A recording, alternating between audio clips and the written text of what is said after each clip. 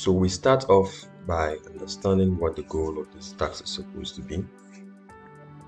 What we want to do is we want to extract the list of employee names where salary is greater than 5,000. Okay, so we want to extract employees and their salaries if their salary is greater than 5,000. For those who do not use 365, the obvious way to go about this is to introduce filter functions, so we can use those to filter your data set. So what you do is you highlight your data, Ctrl+Shift+L to bring your filter buttons. Then all you do is you filter at the salary. So you come to salary, number filters, greater than, then introduce the threshold, which is 5,000, and okay. And this gives you your list and the salary. Okay, but then first, this is not dynamic, and two, this is carrying unnecessary columns we don't need in our reports. So what this will mean is you probably have to copy this and copy this, Alt semicolon to highlight only the filtered rows, Ctrl+C, and you paste it, Ctrl+Alt+V, V for values, enter, and you have something like this, employees and their salary. Okay, this is not dynamic like I said, and then you have to do a lot of copying, cutting and pasting and all those things. We do not want that. We have 365, so let's see how we can take advantage of 365 to get this done. So let me remove my filter buttons, Ctrl+Shift+L, okay, and take this off. Okay, so what we're going to do is we're going to use the obvious filter function to carry out these tasks. Now when you do equal to filter, the axis first for the array, so this is my array, and then the axis for the include statement or the include condition. This is a logic statement that it uses to carry out the filter. So my include statement is going to be that salary is greater than 5,000. This way. When I hit enter, it's going to filter out all records where salary is greater than 5,000. Okay, but then again, like I said, it's bringing around columns that we do not need for our reports. Okay, so how do we filter out just the names of the employees and their salary without carrying out or without bringing along these columns we do not need?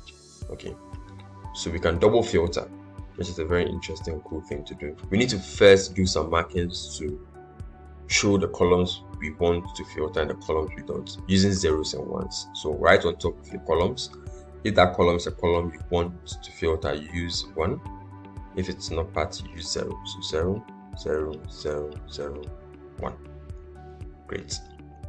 Okay, so what we're going to do is equal to filter. Okay, we want to filter this array,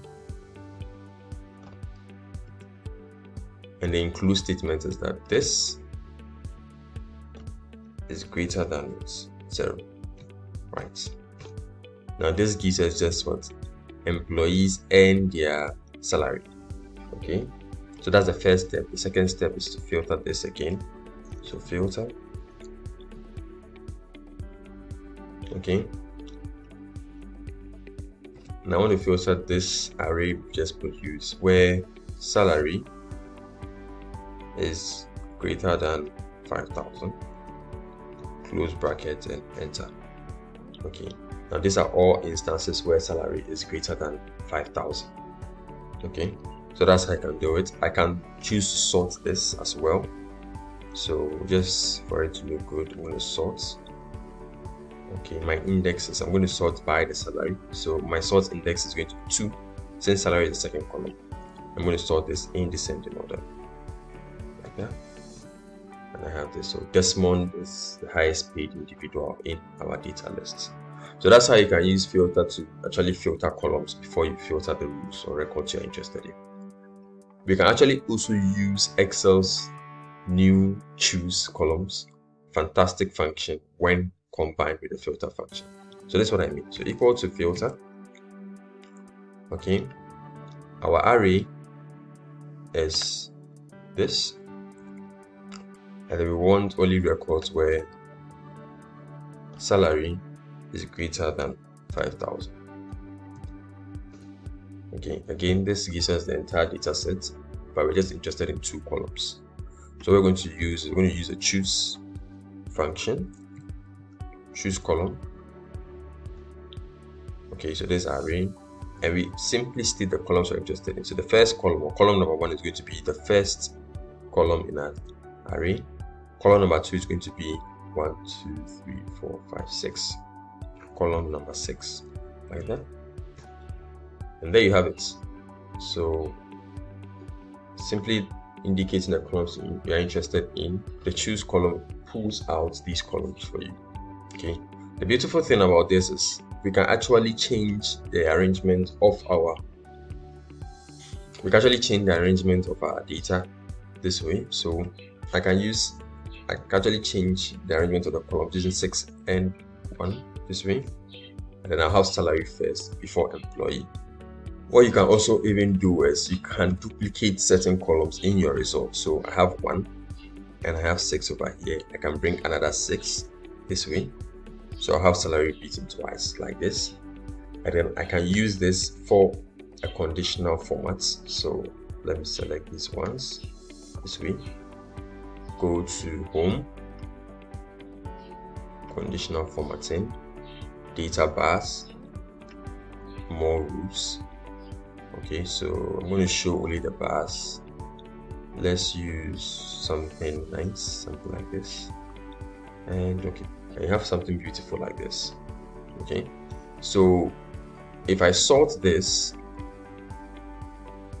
so sort by my second column, which is salary, from descending order, I shall have something like this, which is very fantastic. So with a choose column, you can add a little something extra to your report to make you stand out. If this video was helpful and you would like to receive more of these videos directly on your WhatsApp, you can send ad to this WhatsApp number. We'll add you to our broadcast list so you receive our videos directly. You can also visit our YouTube channel, Finest Skills Hub. All our old videos are here. Please subscribe for notification of new videos, or connect with us on any of these social media handles. Thank you so much for watching.